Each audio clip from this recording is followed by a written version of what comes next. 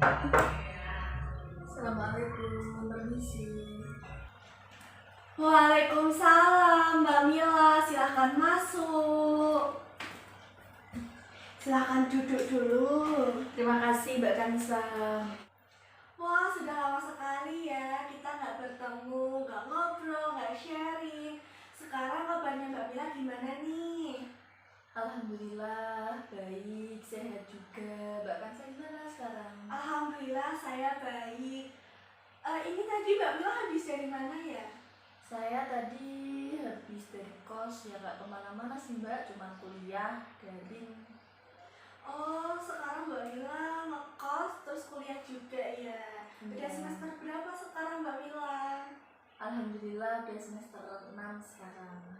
Wah, sudah menuju semester akhir ya, jadi padat-padatnya kuliah nih sekarang. Iya, benar sekali Mbak Kansa. Maaf Mbak Mila, kenapa ya kok Mbak Mila murung? Kalau boleh tahu kesibukan Mbak Mila ini sekarang apa ya? Akhir-akhir ini saya cuma kuliah, dan itu pun daring, jadi mungkin perasaan saya sekarang agak bosen melihat yang situasi kayak gitu-gitu aja, jadi ya agak stres juga sebenarnya Mbak saya. Oh begitu ya, jadi selama dari ini mempengaruhi Mbak Mila dalam proses belajar, menikmati suasana perkuliahan, seperti itu ya Mbak Mila? Iya, sangat mempengaruhi sekali karena saya itu orang yang suka bertatap muka dengan orang lain, suka berbaur. Tiba-tiba harus mau nggak mau harus bisa melakukan pembelajaran secara daring, itu menurut saya sangat mempengaruhi kesiapan saya dalam belajar dan lain sebagainya. Kalau boleh tahu, selain faktor karena pandemi ini nggak bertemu sama teman-teman, faktor apa lagi nih yang bikin Mbak Mila itu merasa bisa dibilang males ya untuk melakukan perkuliahan, sehingga materi yang diberikan Bu dosen, Pak dosen nggak bisa masuk kayak gitu? Faktor yang lain ya karena teman-teman saya, jujur di lingkungan saya, di kos saya itu teman-teman yang lain ketika melaksanakan perkuliahan daring juga tidak semaksimal dulu pada saat luring. Jadinya saya yang jadi patokan, termotivasi oleh mereka untuk melakukan perkuliahan yang asal-asalan, itu juga ternyata sangat berpengaruh terhadap saya. Meskipun saya tahu perkuliahan itu yang menjalankan saya, tanggung jawab saya, tapi ternyata mereka juga menjadi salah satu faktor kenapa saya malas belajar pada saat kuliah gitu Mbak. Jadi saya bingung sekali ini rasanya. Kalau boleh tahu, selain Mbak Mila merasa tidak nyaman selama kuliah daring, apakah nilai yang Mbak Mila dapatkan itu juga menurun jika dibandingkan sebelum daring? Iya, sangat menurun. Mungkin ada beberapa pelajaran yang ketika dijelaskan itu tidak bisa dalam keadaan daring, dan saya mau nggak mau harus berusaha memahami, tapi saya sudah berusaha, tetap saja hasilnya tidak sesuai dengan yang saya harapkan. Berbeda ketika luring, saya benar-benar bisa maksimal saat belajar, tapi pada saat daring ini tidak bisa Mbak, banyak sekali nilai saya yang turun. Rasa ketika nilai turun, nggak bisa memahami materi dengan baik, itu pastinya nggak nyaman ya Mbak Mila? Iya, benar. Jika boleh saya tahu nih, hal-hal apa saja sih atau upaya apa yang sudah Mbak Mila lakukan untuk meminimalisir hal tersebut? Mengingat kita juga ini ya tidak memungkinkan untuk perkuliahan secara offline seperti itu. Ya pasti Mbak, jadi pikiran saya itu sebenarnya pengennya offline, tapi karena tidak mungkin, mau nggak mau akhirnya saya harus melakukan perkuliahan secara online. Kalau untuk upaya sendiri sebenarnya dari saya itu, saya sudah berusaha. Ketika saya melakukan pembelajaran, saya mencari teman-teman yang lain, ayo bareng mendengarkannya, meskipun kita sama-sama masuk di meet yang sama, tapi saya berusaha mencari teman. Tapi ternyata itu saja nggak cukup, karena keinginan saya itu pengennya nilai saya tetap di atas rata-rata, tetap kumlot. Tapi untuk semester ini saya nggak bisa kumlot, padahal saya sudah berusaha. Jadi saya bingung Mbak, mungkin Mbak Kansa bisa memberikan solusi gimana caranya biar saya lebih baik lagi dalam belajar, lebih baik lagi dalam memahami. Jadi di sini Mbak Mila membutuhkan sesuatu hal yang bisa meningkatkan motivasi belajar ya Mbak Mila ya, mengingat perkuliahan daring seperti ini. Nah, mungkin nih Mbak Mila bisa membuat smart plan. Jadi di situ Mbak Mila bisa membuat rencana nih selama 3 bulan ke depan, 6 bulan ke depan. Goals apa sih yang ingin Mbak Mila capai seperti itu. Jadi ketika Mbak Mila merasa down atau merasa malas nih untuk belajar, Mbak Mila teringat, oh saya mempunyai smart plan yang harus saya jalankan untuk menunjang cita-cita saya atau keinginan saya seperti itu.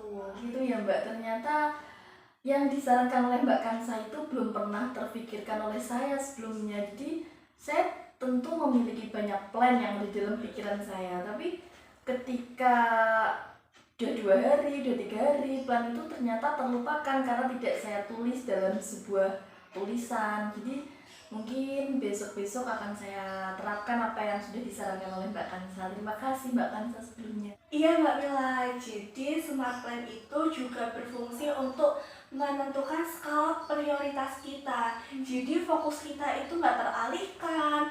Terus juga ketika tadi down atau motivasi belajar turun, kita teringat nih langkah-langkah apa aja sih atau hal-hal apa saja sih yang perlu kita lakukan seperti itu. Nah, selama ini kan Mbak Mila belum mengetahui nih skala prioritas atau belum menuliskan secara rinci prioritas apa yang perlu Mbak Mila jalankan seperti itu. Iya benar sekali Mbak. Saya sebelumnya emang belum pernah membuat skala prioritas. Jadi untuk membedakan prioritas mana yang harus dilakukan terlebih dahulu itu belum sempat terjalankan. Nah itu mungkin juga faktor kenapa kemarin-kemarin saya sulit sekali mengatur waktu, sehingga itu bisa mempengaruhi semangat belajar saya pada saat perkuliahan. Oke, terima kasih sekali Mbak Kansa. Iya, sama-sama Mbak Mila. Kalau boleh tahu nih Mbak, selain faktor karena perkuliahan daring, juga pemahaman jadi kurang seperti itu, apakah ada faktor lain nih Mbak Mila selain daring itu sendiri yang membuat Mbak Mila motivasi belajarnya menurun? Kalau untuk masalah lain sebenarnya ini menurut pendapat saya Mbak, jadi saya tuh kayak merasa ketika saya di kos, keberadaan saya tuh benar-benar gak disukai oleh teman-teman yang lain. Saya merasa bahwa ketika saya berada di kos, mereka kayak membicarakan saya di belakang saya, meskipun itu belum valid karena itu hanya perasaan saya. Jadi jujur ketika saya di kos itu saya punya teman cuma sedikit, bahkan cuma satu yang mau teman sama saya juga nggak tahu kenapa.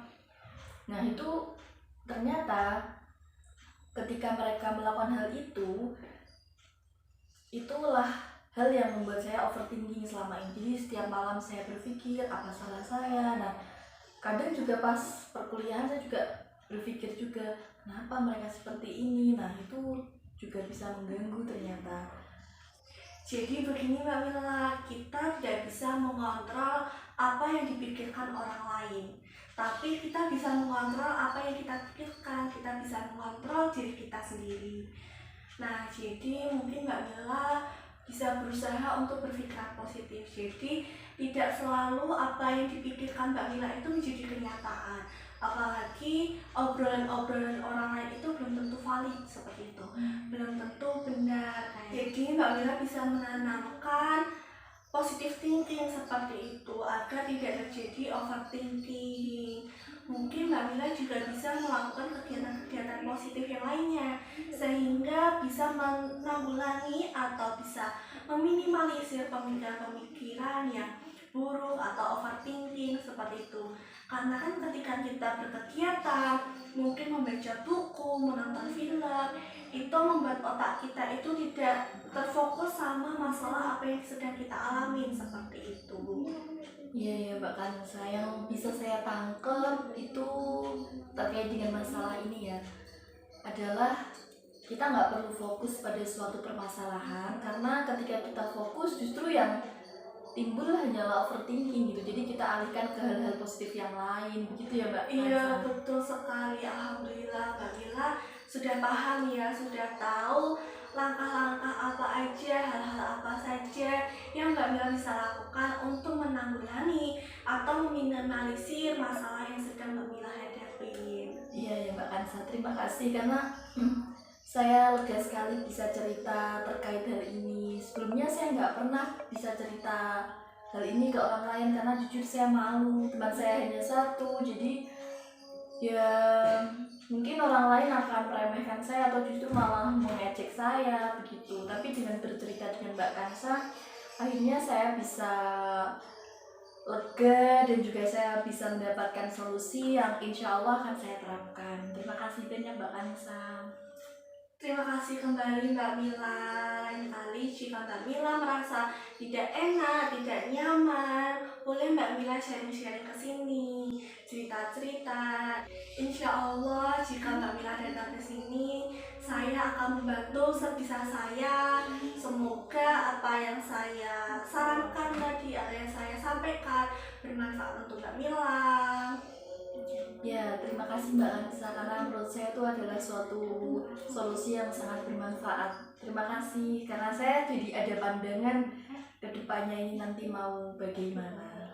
Iya Mbak Mila, jadi kita harus bisa mengontrol diri kita seperti itu. Jangan sampai sifat malas, sifat overthinking itu yang akan mengganggu kita, menunjang masa depan kita. Kan sayang banget nih, padahal yang bisa mengendalikan itu diri kita sendiri. Terus juga ketika kita tidak mencapai goals atau mencapai impian, itu kan nanti yang rugi bisa dibilang kita sendiri seperti Iya, itu. benar sekali. Iya, jadi kita harus berupaya seperti itu menanggulangi atau meminimalisir hal-hal yang tidak kita inginkan.